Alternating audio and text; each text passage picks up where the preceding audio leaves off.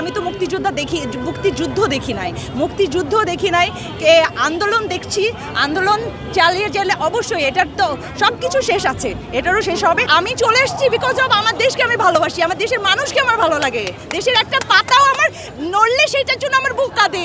সেখানে দেশে এতগুলো মানুষ মারা যাচ্ছে, এখানে এতগুলো বাচ্চার মরে যাচ্ছে, এটা আসলে মেনে নিতে পারতেছি না আমি। আসলে মেন্টালিটি পড়তে বা আমরা যে মন মানসিকতা এখন ক্যারি করছে, হয়তো বা আমরা মাঠে নেমে গেছি, অনেকেই হয়তো বা অনেকে ঘরে বসে আছি, সবার জায়গায় সবার মন কিন্তু একই কথা বলছে,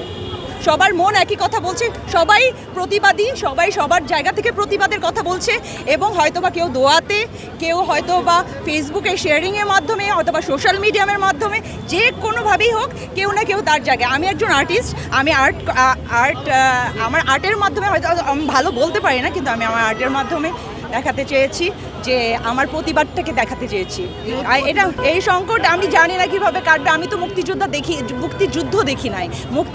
দেখি নাই, আন্দোলন দেখছি।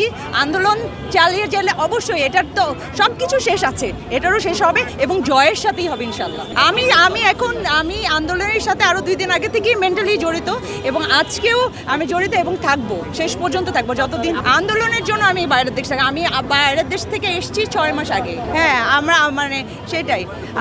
আর আমি বলবো যে দুঃখে, হ্যাঁ, সরকারের কাছে প্রত্যাশা হচ্ছে যে যেহেতু স্টুডেন্টরা যায় সরি, তো আমার মনে হয় যে সরি বললে কেউ কখন ছোট হয় না, সরি বললে কেউ কোনো দেশের ভাবমূর্তি নষ্ট হবে না, বরঞ্চ সরি বললে অনেক বড়, নিজেকে বড় হিসেবে প্রকাশ করা যায়। আমার মনে হয় যে স্টুডেন্টরা যা চায় আমার মতে তা দিয়ে দেওয়া উচিত এবং সেটা মেনে নেওয়া উচিত। এটা আমারও কাম্য।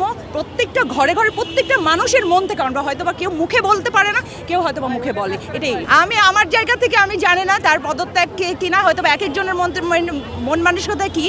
আর আমার জায়গা থেকে আমার হচ্ছে যে আমার স্টুডেন্টদের বিচারটা আমি সবচেয়ে চাই। যাদের মায়েদের বুক খালি হয়েছে সেই ছাত্রদের আমি বিচার চাই। সেটা দেশের সরকার থেকেই হোক, সরকারের বাইরে থেকেই হোক, জনগণ থেকেই হোক। আমি চাই আমার জায়গা থেকে বিচারটা সুষ্ঠু না হলে এই আন্দোলন চলবে, এই আন্দোলন চলবে।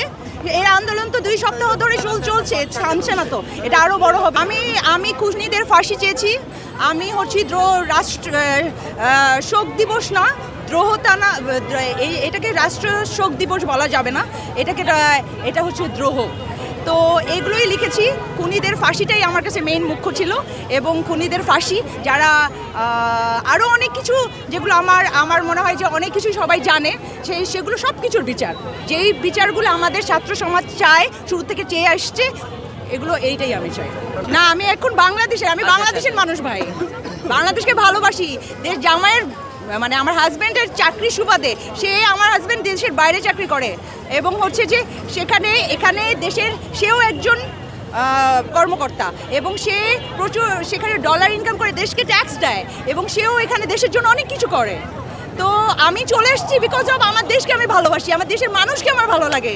দেশের একটা পাতাও আমার নড়লে সেটার জন্য আমার বুক কাঁদে। সেখানে দেশে এতগুলো মানুষ মারা যাচ্ছে, এখানে এতগুলো বাচ্চার মরে যাচ্ছে, এটা আসলে মেনে নিতে পারতেছি না আমি। আসলে নিজের মনকে ঘুমাতে পারতেছি না, খুবই কষ্ট পাচ্ছি। এটার জন্যই আসলে আজকে বের হয়ে যাওয়া। বাচ্চাদেরকে বলেও বের হয় নাই, বাচ্চারা জানেও না মা কোথায় গেছে।